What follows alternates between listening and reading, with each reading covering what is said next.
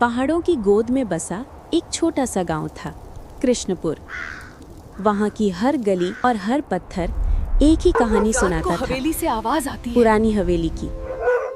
कहते हैं वो हवेली 100 साल से वीरान है।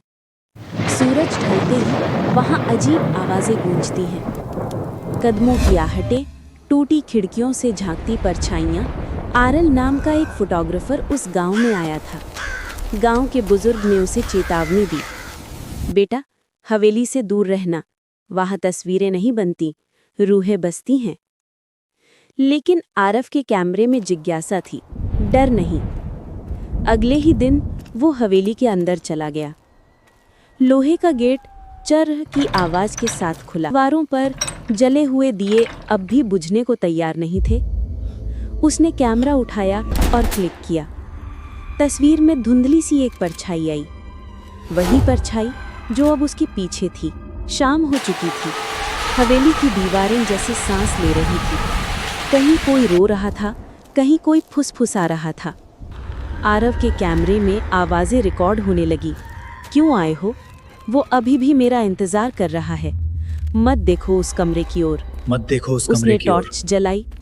एक पुराने कमरे के अंदर दीवार पर खून से लिखा था, मुझे बचाओ। और फिर उसने देखा, कोने में एक दर्पण था, टूटा हुआ, लेकिन उसमें किसी और की परछाई थी। एक औरत लाल साड़ी में, आंखें खाली और चेहरा जैसे कोई याद मिटा दी गई हो। वो बोली, मैं रानी मेघल हूं। मेरे पति ने मुझे यहां जिंदा दफन कर दिया था। अब कोई नहीं निकलता इस हवेली से, कोई नहीं। हवा का झोंका आया और आईना फट गया।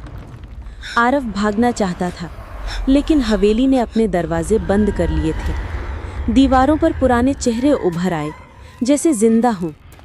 हर तस्वीर में अब रानी मेघल थी, मुस्कुराती हुई, जैसे कह रही हो, तुम भी यहीं रहोगे। आरव के कैमरे ने आखिरी तस्वीर खींची, और उसमें वो खुद नहीं था, बस एक खाली कमरा, और आईने में रानी मेघल खड़ी थी। उसकी आंखों में अब वही कैमरा चमक रहा था।